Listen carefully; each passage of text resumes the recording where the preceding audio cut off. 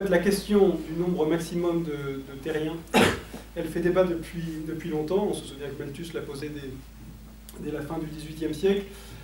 Elle est revenue au bout du jour dans les années 60 avec un bouquin qui a fait sensation aux États-Unis, la bombe P de Peter Ehrlich. Et régulièrement, on a ce cri d'alarme. Alors effectivement, comme le cri d'alarme est poussé régulièrement, on finit par se dire pourquoi est-ce qu'on l'écouterait davantage maintenant qu'aujourd'hui? Et pourtant, vous avez choisi de créer une association, Démographie Responsable, dont l'objectif, Denis Garnier, est d'œuvrer pour la stabilisation, voire la diminution de la population humaine, en incitant à l'autolimitation de la natalité. Alors qu'est-ce qui fait qu'aujourd'hui, ça devrait nous préoccuper, cette question de la population, plus qu'hier? Bonsoir. Oui, donc en fait, notre association se place dans le courant écologiste et décroissant, vous allez voir. Le problème de la démographie est déjà été traité par Malthus, bien sûr, mais il était vraiment au devant de la scène dans les années 70.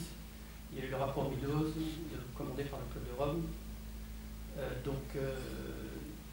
Il y a eu vraiment un grand débat à cette époque-là. Il y a eu des choses concrètes qui ont été faites, même pas forcément dites, elles ont quand même été faites par l'ONU. Il y a l'UNFPA qui s'est créé, donc c'est le Fonds des Nations Unies pour la population, que certains d'ailleurs ont traité de malthusien.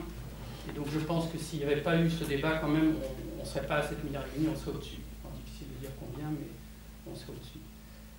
Pour revenir à ce qui a été dit, donc pour faire un peu le débat avec ce qu'a dit Mme Payard, pour nous, le problème, ce n'est pas tant l'alimentation.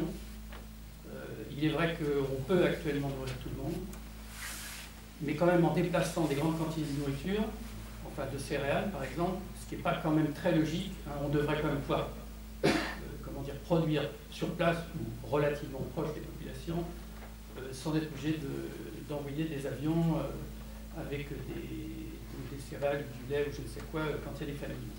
Bon, par exemple, on prend l'exemple de l'Égypte. L'Égypte ne produit plus que la moitié de ses céréales. C'est pas très logique, hein, du temps des Romains, c'était un grenier à blé. Donc, mais je reconnais que pour l'instant, on peut encore, effectivement, en déplaçant la nourriture, nourrir la population dans son ensemble. Mais pour nous, c'est pas tant le problème. Nous, on a trois grands domaines qui nous intéressent et sur lesquels on veut vraiment alerter. C'est la biodiversité, le changement climatique et la question de l'eau douce. Où là, on pense qu'on a vraiment largement dépassé le stade. Donc il faut vraiment intervenir là-dessus. Bon, sur le changement climatique, bon, il y a la COP21, enfin disons les COP en général. Donc là, je pense que c'est quand même en bonne voie. Sur la biodiversité, il faut quand même rappeler qu'on perd entre 100 et 1000 fois plus d'espèces que ce qui est normal. Il est normal d'en perdre un peu et d'en récupérer. Donc là, on a déplacé vraiment des seuils. Le rapport Planète Vivante du WWF nous a appris, enfin le dernier ou l'avant-dernier, qu'on avait perdu en 40 ans la moitié des espèces de vertébrés. Donc là, on peut dire qu'il y a vraiment des seuils qui ont été dépassés. Il y a un exemple qu'on prend aussi assez souvent, c'est celui donc, de la mégafaune et en particulier des tigres. 97% des tigres ont été éliminés depuis le début du XXe siècle. Il y en avait 100 000, il en reste plus de 3 000. Bon. Donc oui, là pour la biodiversité, et donc c'est lié en grande partie à l'augmentation de la population, hein, puisque ce que disent les scientifiques pour la biodiversité, c'est qu'en fait c'est la déforestation, l'agriculture intensive et l'urbanisation. Donc toutes ces choses-là, on voit bien que c'est relié directement à la population. Donc ça c'est vraiment la question qui pour nous, c'est une question éthique carrément. Hein. C'est-à-dire que pourquoi une espèce se permettrait d'éliminer toutes les autres espèces pour pouvoir s'étaler, produire, etc., ou provoquer un réchauffement qui lui-même aura un effet sur la biodiversité. Donc ensuite, la question du réchauffement, qui est liée directement à l'augmentation de la population, parce que les deux pays, par exemple, qui émettent le plus de gaz à effet de serre, en particulier du CO2, ce sont donc la Chine et les États-Unis. Bon, depuis 1900, bon, disons depuis le début de l'ère industrielle, ces pays ont eu une population qui a été multipliée par 4. Donc exactement d'ailleurs comme la population mondiale. Donc il est bien clair que si les populations n'avaient pas été multipliées de cette façon, ben, on aurait beaucoup moins de rejet de gaz à effet de serre. Après, pour revenir sur l'Afrique,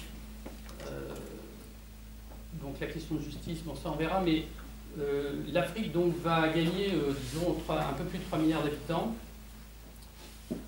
Eh bien, il y a un élément qui n'a pas été pris en compte à la COP21, c'est qu'en fait, chaque individu émet ce qu'on appelle des gaz à effet de serre vitaux, donc minimum, hein, pour se nourrir, s'habiller, se loger, qui ne sont pas directement du CO2, hein, c'est des oxydes d'azote, le méthane, etc. Et on avait vu ça à 1,3 tonnes par habitant et par an. Alors il faut savoir qu'en France, nous on émet 5 tonnes.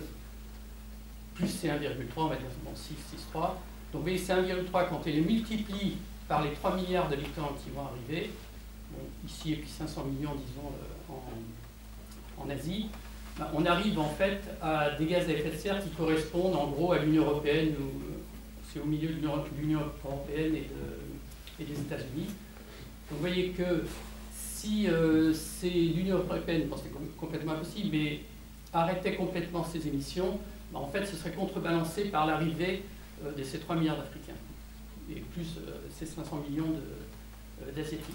Donc sur le problème du réchauffement, cette arrivée de cette nouvelle population en fait, va avoir un rôle très important, et ça, il n'en a absolument pas été question à la COP. Et puis le dernier élément aussi que je voudrais traiter, c'est celui de l'eau douce. Donc l'eau douce, en fait, on dispose d'un stock relativement stable. Alors ce stock, il circule hein, par le cycle de l'eau, mais en gros, bon, c'est 40 000 km3 par an. Ce stock-là, dans les années 50, il n'y avait pas de problème d'eau douce renouvelable au niveau de la planète. Alors il y en avait localement, pour des raisons de distribution ou autres, mais globalement, il n'y avait pas de problème, sauf en la péninsule arabique et puis la Libye. Eh bien, aujourd'hui, on se trouve avec 20 pays en état de stress et 20 en état de pénurie. Donc l'état de stress, c'est entre 1000 et 1500 m3 par personne et par an, et pénurie, c'est en dessous de 1000 m3. Donc là, on voit bien que des années 50 à aujourd'hui, on a gagné 3 fois, enfin, la population a été multipliée par 3. Et bien, finalement, on est passé d'un état où tout allait bien, entre guillemets, au niveau des ressources, hein, pas au niveau des distributions, à aujourd'hui où on a carrément, je dis 20 et 20, et si on continue, eh ben, on va encore gagner, comment dire, au moins une dizaine en état de stress et en état de pénurie. Donc ça, c'est les 3 éléments qui nous font dire que là, vraiment, on a dépassé les limites écologiques de la planète. Alors on peut parler effectivement aussi des questions d'empreinte écologique et de biocapacité, bon ça on y reviendra peut-être tout à l'heure. Après, le fait que une grande partie ou la très grande partie des nouveaux arrivants vont être issus, enfin vont naître en Afrique, et que ce ne serait pas juste parce que il faut voir que l'Afrique a déjà dépassé, est déjà au-dessus de sa biocapacité. Hein. Donc je crois que c'est 1,44 l'empreinte et 1,24 la biocapacité. Alors la différence, elle est assez faible. Il faut bien voir que l'Afrique déjà est au-dessus de sa biocapacité. Donc, et évidemment, les 3 milliards qui vont arriver, en fait, si on s'inquiète, c'est effectivement un peu pour nous aussi, il ne faut pas rêver, mais c'est surtout pour l'Afrique. Est-ce que l'Afrique va pouvoir accueillir autant de monde alors qu'elle a déjà des problèmes, donc effectivement avec le réchauffement, elle a des problèmes de gouvernance. D'ailleurs, il y a un article de Roland Courtier, donc c'était le préservatif ou la Kalachnikov. Donc là, on comprend tout de suite ce qui se passe. Donc nous, on pense que l'Afrique ne pourra pas, et donc il y aura des très fortes migrations. On pense aussi que les migrations ont commencé, que les migrations auxquelles on assiste aujourd'hui, alors bien entendu, quand il s'agit de l'Afrique, quand ça vient d'Érythrée, bon là, on peut dire que c'est des zones un peu de guerre, de très mauvaise gouvernance, là c'est une dictature, mais quand ils arrivent du Nigeria, bah là, il n'y a pas, bon, il y a Boko Haram au nord, mais c'est pas vraiment les guerres qui les font venir. Et puis tous les autres pays africains, bon, c'est pas parce qu'il y a une guerre, c'est déjà parce qu'il y a un trop-plein en Afrique. Alors, avec 1,2 milliard, il y a déjà ces problèmes. Qu'est-ce que ce sera avec 2,5 en 2050 et 4,5 en 2100, bien que la projection de 2100 elle soit quand même moins certaine.